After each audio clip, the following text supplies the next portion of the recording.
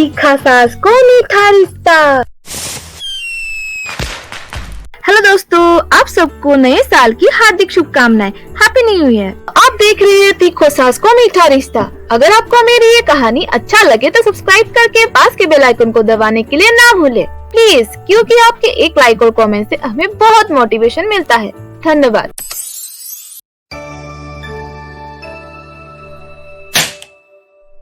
अरे नालायक, तुमने मेरे बहू को मारा।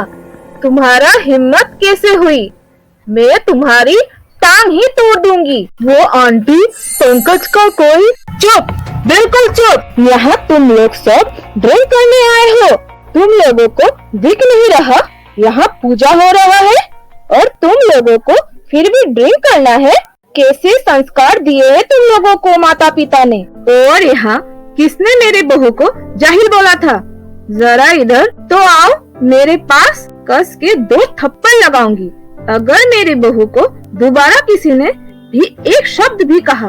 अरे पापी, तूने मेरे बहू को बस इसलिए मारा क्योंकि तुम्हारी ड्रिंक गिर गई।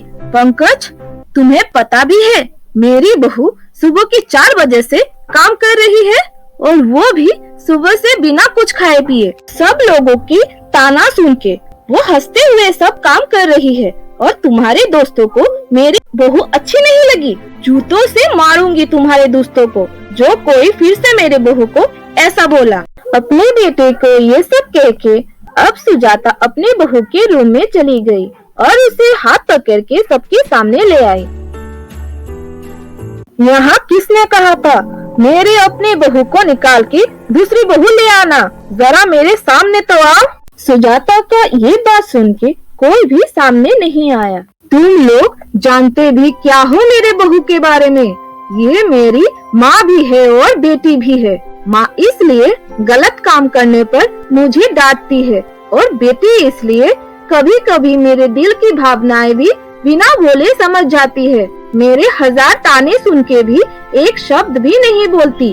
तुम कहती हो दूसरी बहू ले आओ। वो सुजाता मैंने। और तुम वृंदा, तुम्हें याद है ना अपनी बहू की करतूत? कुछ दिन पहले ही तुम्हें भूखा छोड़ के तुम्हारी बहू बाहर घूमने चली गई थी।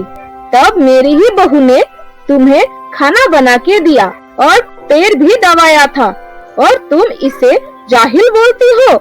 जाहिल तो तुम सब हो जो कोयले और हीरे में फर्क नहीं जानते। तुम लोगों ने फिर से मेरे बहू के बारे में गलत कहा तो मुझसे बुरा कोई नहीं होगा क्योंकि ये मेरी बहू नहीं बेटी है। सुजाता का ये सब बात सुन के तनु अपने कमरे में चली गई, पर सुजाता तनु के लिए खाना लेके उसके कमरे में चली गई।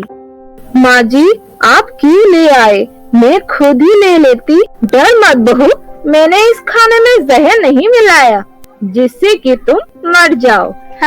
तुम्हें नई सास चाहिए होगी पर मुझे अभी भी तुम ही मेरे घर की बहू चाहिए। फिर तन्नू रोते हुए अपने सास को गले लगा लिया। अब हो जाएगा बहू, चलो अभी खाना खा लो, फिर मेरे कमरे में आ जाना पैर दबाने। आप भी माँ जी। तो दोस्तों, आपको मेरी ये नई कहानी कैसी लगी? अगर अच्छा लगे तो लाइक शेयर कमेंट करना ना भूले।